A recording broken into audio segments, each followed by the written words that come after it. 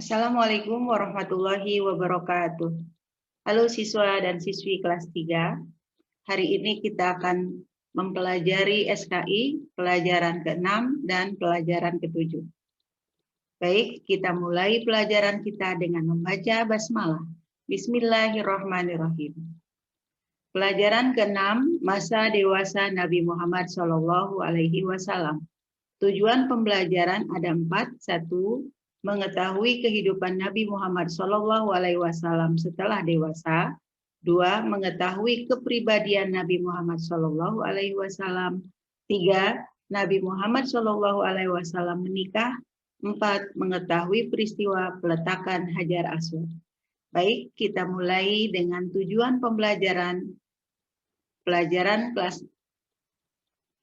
Baik, kita mulai tujuan pembelajaran yang pertama. 1. Mengetahui kehidupan Nabi Muhammad SAW setelah dewasa. Nabi Muhammad SAW sangat terkenal di antara para pemuda Mekah, yaitu sebagai seorang pemuda yang suka bekerja keras, bertanggung jawab, santun, jujur, dan dapat dipercaya.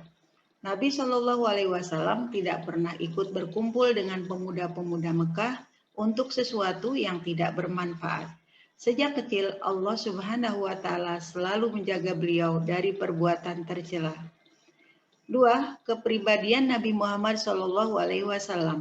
Nabi Muhammad SAW mempunyai 4 sifat terpuji, di mana sifat terpuji 2. Kepribadian Nabi Muhammad SAW. Nabi Muhammad SAW mempunyai 4 sifat terpuji, yaitu 1. Sidik, artinya jujur, berkata benar. 2. Amanah, dapat dipercaya. 3. Tabligh, menyampaikan. 4. Fatonah, cerdas dan bijaksana. Sifat-sifat ini sudah kalian hafal dan mudah-mudahan akan terus kalian hafal sambil kita belajar untuk meneladaninya. Oleh masyarakat Arab, Nabi diberi gelar Al-Amin. Al-Amin artinya yang dapat dipercaya. Karena perkataan dan perbuatan Nabi dapat dipercaya. Sepanjang hayatnya Nabi SAW tidak pernah berbohong.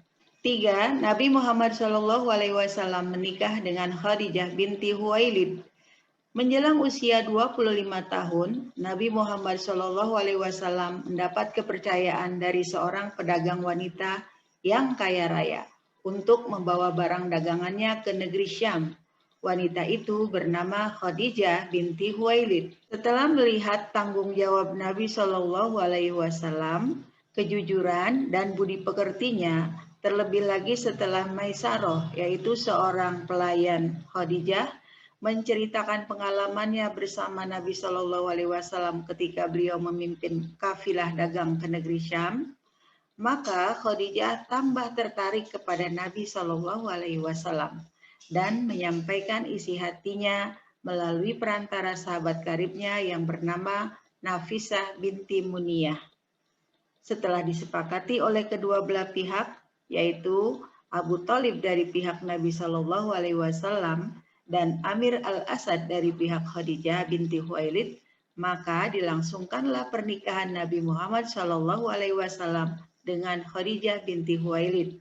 Dengan wali nikah adalah paman Khadijah, Amir al-Asad. Ketika itu Nabi SAW berusia 25 tahun dan Khadijah berumur 40 tahun.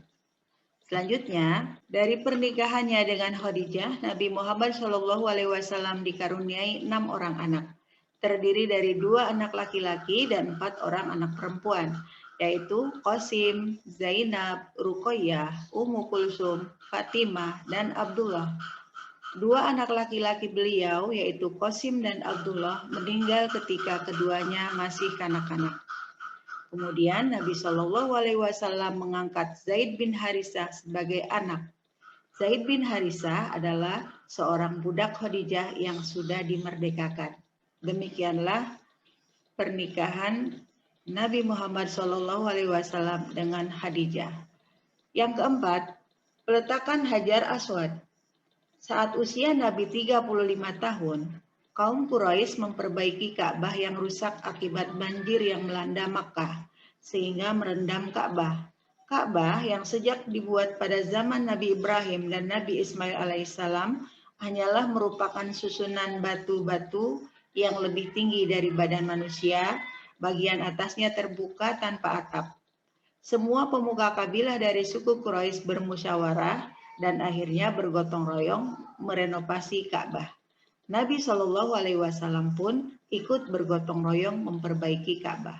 Ketika pembangunan Ka'bah telah selesai sampai batas tempat Hajar Aswad, terjadilah perselisihan. Masing-masing kabilah merasa paling berhak untuk meletakkan Hajar Aswad. Nah, seorang pemuka Quraisy yang sangat dihormati di antara mereka yang bernama Abu Umayyah bin Mughirah al-Makhzumi berkata, "Wahai kaum Quraisy, serahkanlah masalah yang kalian pertentangkan itu kepada orang yang pertama muncul dari pintu masjid ini, yaitu pintu Bani Saibah. Kita serahkan kepadanya dan biarkan dia yang memutuskan." Nah, pada hari yang ditetapkan itu ternyata ada orang yang pertama masuk dari pintu yang sudah ditetapkan. Dia adalah Nabi Muhammad Shallallahu Alaihi Wasallam. Nah, perlu kalian ketahui, sebelumnya ketika terjadi perselisihan lebih kurang 3 atau 4 hari, pembangunan Makkah atau Ka'bah terhenti karena mereka berselisih tentang siapa yang berhak meletakkan Hajar Aswad. Perlu kalian ketahui, selama perselisihan berlangsung tentang siapa yang berhak meletakkan Hajar Aswad, maka Nabi Shallallahu Alaihi Wasallam tidak datang ke tempat itu. Jadi Nabi tidak mengetahui rencana untuk memilih orang yang akan memutuskan hal tersebut adalah yang akan muncul dari pintu Bani Saibah. Nah, tiba-tiba pada hari yang ditetapkan, ternyata orang yang pertama masuk dari pintu yang sudah ditetapkan itu adalah Nabi Muhammad Shallallahu Alaihi Wasallam. Dengan gembira semua berseru, "Ini dia Al-Amin, kami rela menerima keputusannya." Nabi membentangkan sorbannya, Hajar Aswad diletakkan di tengah-tengah, kemudian beliau meminta setiap kepala suku memegang tepi sorbannya dan mengangkatnya bersama-sama. Kemudian Nabi yang meletakkan Hajar Aswad itu pada tempatnya semula. Nah, dengan demikian maka semua kepala suku, bahkan semua suku merasa mendapat kehormatan, sehingga perselisihan di antara mereka dapat dihindari. Nah, dengan peristiwa ini, yaitu dengan peristiwa peletakan Hajar Aswad, Nabi semakin dikenal sebagai orang yang sangat cerdas dan bijaksana. Baik, selanjutnya kita akan pelajari pelajaran ke-7, yaitu bukti-bukti kerasulan Nabi Muhammad Shallallahu Alaihi Wasallam. Tujuan pembelajarannya ada 2. 1. Mengetahui bukti kerasulan Nabi Muhammad Shallallahu Alaihi Wasallam. 2. Mengetahui mukjizat Nabi Muhammad Shallallahu Alaihi Wasallam. 1. Mengetahui bukti-bukti kerasulan Nabi Muhammad Shallallahu Alaihi Wasallam. Sejak kecil, Muhammad adalah orang yang terpelihara dari dosa. Misalnya saja ketika kakeknya mengajaknya untuk menyembah berhala, ajakan kakeknya itu ditolak dengan sopan dan lemah lembut. Padahal ketika itu Nabi belum genap berusia 8 tahun. Pada peristiwa lain, Muhammad tidak mau memakan daging hewan yang disembelih untuk persembahan kepada berhala. Akhlak beliau berbeda dengan anak-anak dan pemuda Arab lainnya. Beliau tidak suka minum-minuman yang memabukkan, berjudi, atau berpoya-poya. Sebagai manusia yang kelak akan menjadi pemimpin, Muhammad memiliki sifat berjiwa besar, cerdas, halus perasaannya, dan sangat kuat ingatannya. Kita lanjutkan. Beliau sangat prihatin terhadap keadaan masyarakat di sekitarnya. Muhammad mengetahui kerusakan moral bangsanya dan menyaksikan akhlak dan tingkah laku bangsa Arab yang telah jauh menyimpang dari ajaran yang benar. Akhirnya beliau bertahanus. Arti bertahanus adalah mempersiapkan diri untuk mencari petunjuk agar dapat mengatasi berbagai persoalan di tengah-tengah kaumnya. Beliau memilih tempat yang jauh dari keramaian, namanya Gua Hiro, sebuah gua kecil dan sempit, yaitu di Jabal Nur.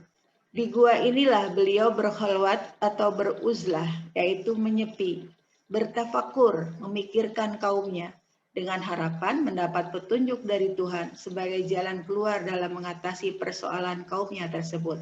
Akhirnya pada suatu malam yang penuh kemuliaan, Allah Subhanahu wa taala mengutus malaikat Jibril untuk menyampaikan wahyu dan mengangkat beliau sebagai nabi dan rasul Allah Subhanahu wa taala yang diutus untuk seluruh umat manusia. Inilah salah satu bukti kerasulan Muhammad Shallallahu alaihi wasallam, yaitu turunnya wahyu. Dua, mengetahui mukjizat Nabi Muhammad Shallallahu alaihi wasallam.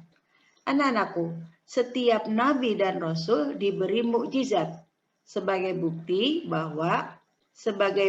bahwa dia benar-benar utusan Allah Subhanahu wa taala. Fungsi diberikannya mukjizat kepada setiap nabi dan rasul adalah untuk menghadapi tantangan dan rintangan dari kaumnya dalam menyebarkan ajaran Allah Subhanahu wa taala.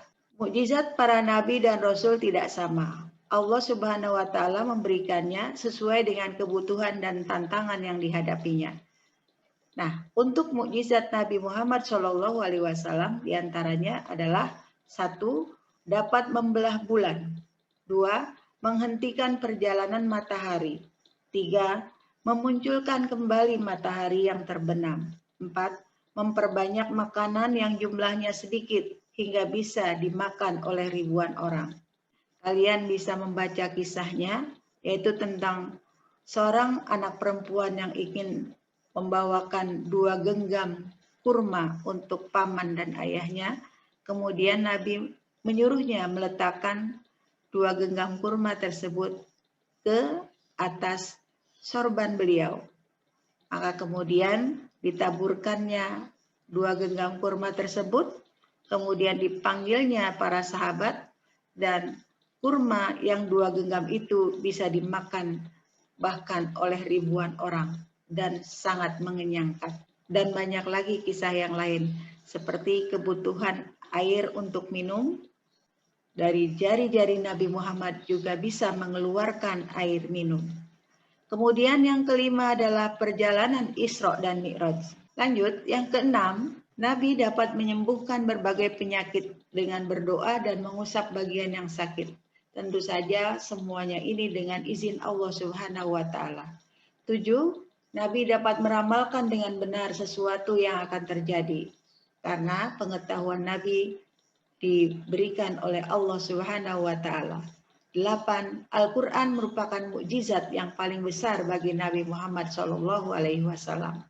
Nah, inilah 8 mukjizat yang Allah berikan kepada Nabi Muhammad Shallallahu alaihi wasallam. Masih ada beberapa mukjizat lainnya, kalian bisa baca atau mencari dari sumber buku yang lain. Kemudian, kenapa Al-Qur'an sebagai mukjizat yang terbesar?